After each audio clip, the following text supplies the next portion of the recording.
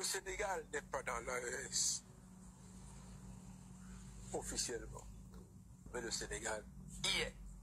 Likez et partagez s'il vous plaît. Et son évolution ne dépend abonnez-vous. pas du Sénégal, mais simplement Et écoutez jusqu'à la fin. Dans la philosophie qui est celle, s'il vous plaît, c'est très par important. les dirigeants sénégalais, il est clair qu'il y a une implication importante et qu'il y a des conséquences majeures qui influent, qui interfèrent, qui influencent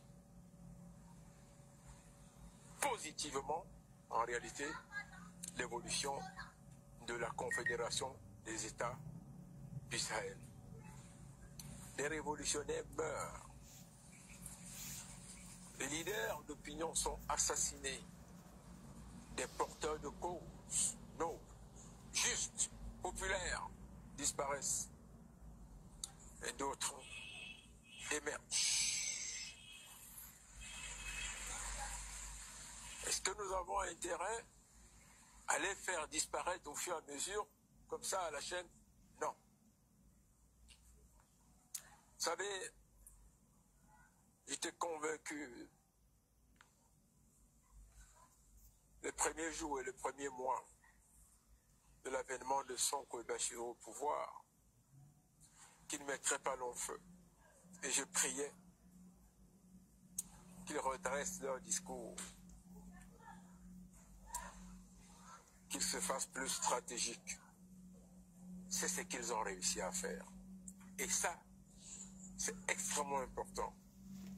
Vous dites quoi de ceux qui pensent que le Premier ministre a des tendances contradictoires entre le fait qu'il prône le discours panafricanisme et il continue l'activité de médiation pour que les pays reviennent justement au sein de la CEDEAO? Vous dites quoi à ces personnes-là? C'est un partage de rôle tout court.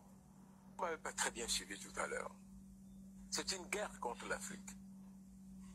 Ce n'est pas une guerre contre 3 pays. C'est une guerre contre l'Afrique.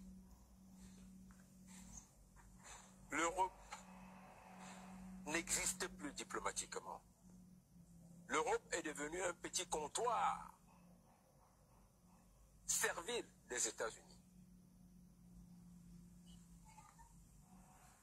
Le conglomérat occidental, avec la machine de guerre et d'oppression impérialiste que représente l'OTAN, on l'a renforcé parce que dès le départ, c'était un instrument d'oppression et de guerre contre les peuples.